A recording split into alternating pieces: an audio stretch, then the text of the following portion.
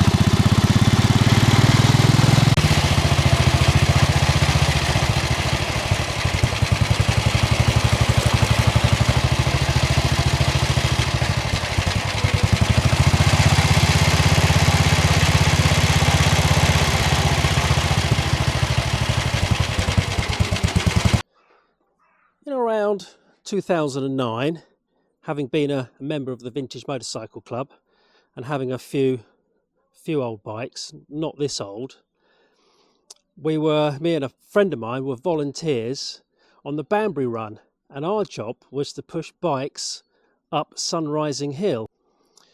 It's a steep hill, and that event really fascinated me with the amount of old vintage bikes there. The Banbury Run is, of course, for bikes up until 1930. So I thought to myself, I've got to get myself a bike that I can do the Banbury Run on, hence this.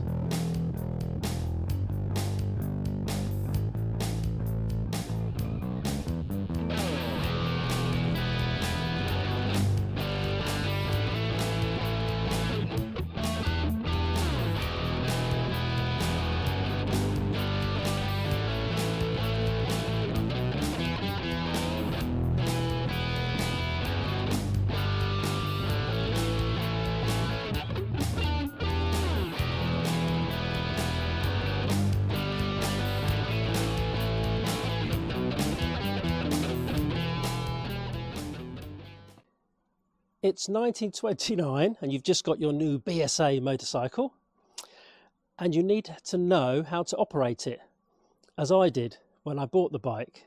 So I'll give you a brief rundown of the controls of this bike. First thing you need to do is turn the fuel on. Then you need to turn on the drip feed oil to the timing gear, which is here. Then you need to kick it over to find the compression. Then with this valve lifter, you go a little bit past compression, so you're ready to kickstart the bike. So now you retard the ignition, you bring some choke on and bring the throttle down and start kicking. Once it starts, you can up the throttle, maybe take a little bit of choke off depending on the weather, and then you advance your ignition timing. Now you need to get it into gear, so you pull the clutch in as normal here, and with the hand lever put it into first gear and off you go. Obviously that's back into neutral, and you've got second gear and all the way back for third gear. Little bit more complicated than that. Imagine you're going up a long slow hill and you're slogging along. You need to add a little bit of oil to the sump. So you turn this lever up, this comes here, and that is pumping oil from the oil tank, which is here, directly into the crankcase. Then you need to push it down and lock it. Yeah, it's a bit complicated. Let's have a break from talking and let's go for a ride.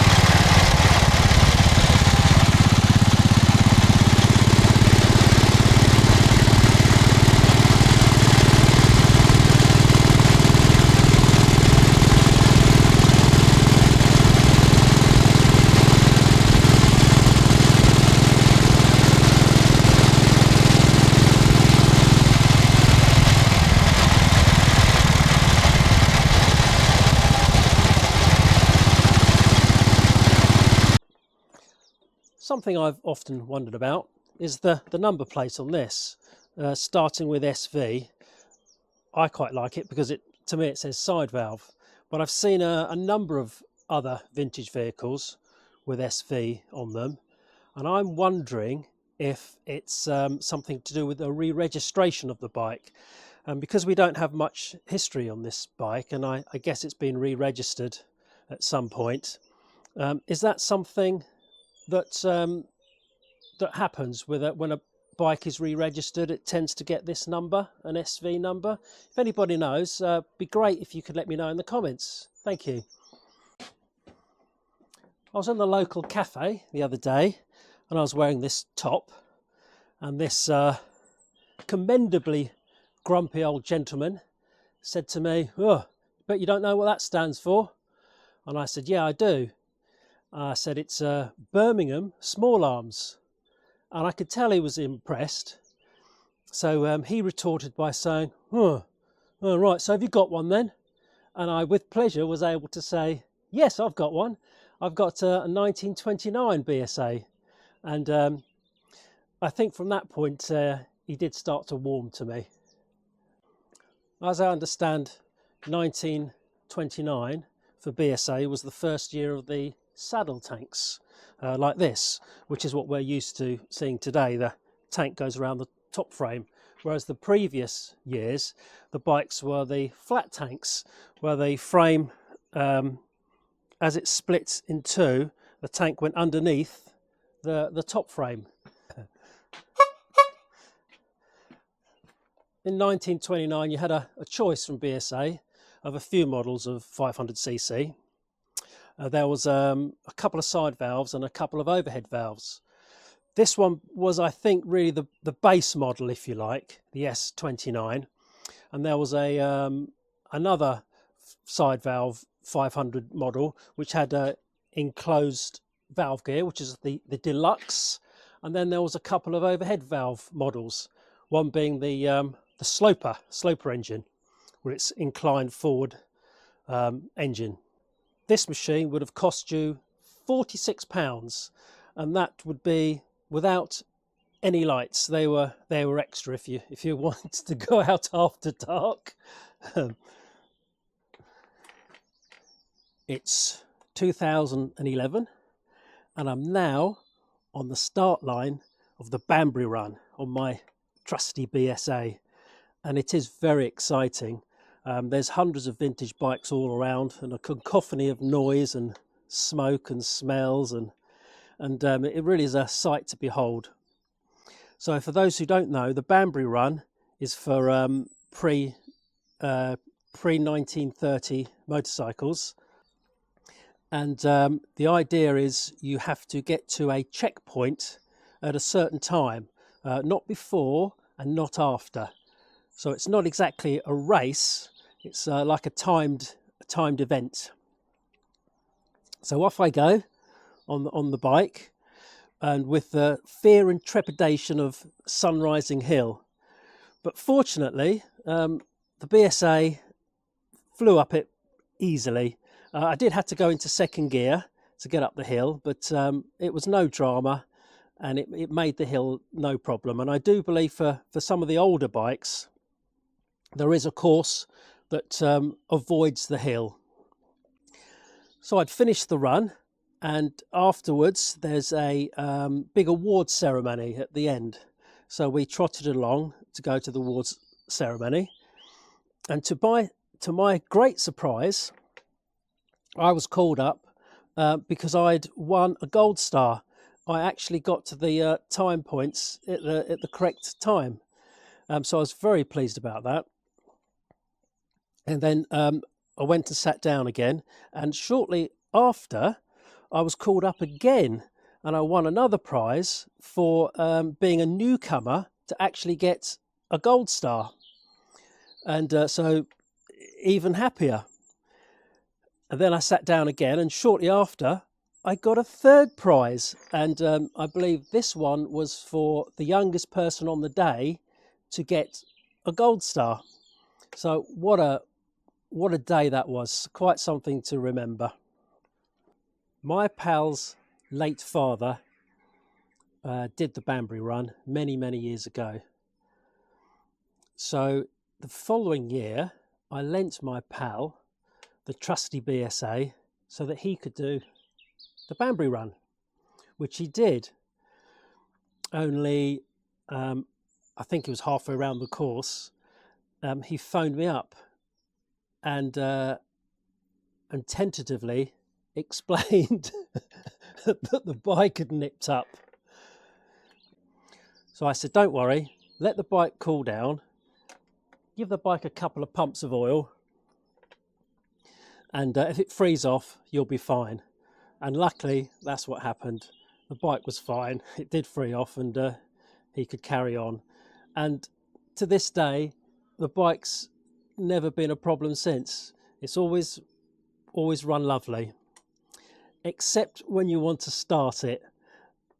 When starting the bike, you can easily flood it, which means you might have to take the spark plug out and give it a clean, but it won't start if you don't flood it a little bit. So you have to get it just right. If everything's right and you've got all the controls in the correct place, starts no problem. But if you get it wrong and you get all hot and bothered, it won't start. The best thing to do is to just go and sit down and have a cup of tea. Cheers. It's not unusual that when you buy an old motorcycle, that the first thing it does is to blow up. And in this case, it wasn't unusual at all because it did blow up. But fortunately, the bike did come with a spare engine. And the engine was in a sorry state, the spare engine, but we were able to make a good engine out of the spare parts that we had. And it did involve new main bearings. Now I took these to a bearing factor in Bedford, and he measured them up, walked over to the shelf and calmly presented me with a new set. Amazing. Cobweb. Interestingly, these old barrels and heads, they're cast as one. You can't actually take the cylinder head off, being one casting.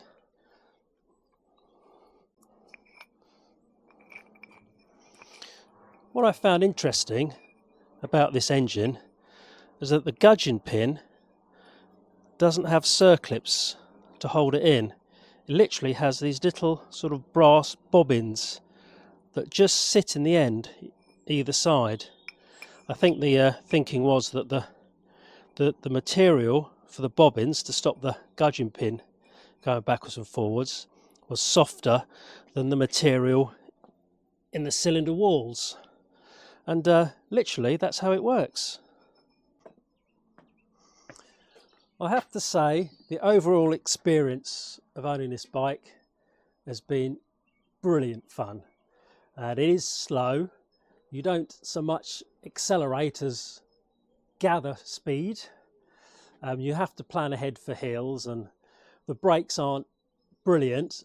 They're not dreadful.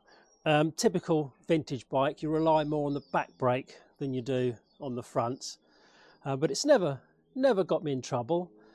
The starting of the bike can be sometimes a little frustrating and a little bit of a worry if you go to a bike meeting and everybody's gathered around you to watch you start and ride off, and you just please start. But it always does start one way or another. If you own a vintage motorcycle, something similar to this, please let us know in the comments what it is you like about it and what it is you don't like about it. But for me, it's been a very fulfilling experience, good and bad. But if you like working on bikes and the sort of experience of rattling along on an old bike like this with all the levers and the throttles and the hand gear change, if that sort of thing appeals to you, I'd recommend it. It really is such a great fun thing to do.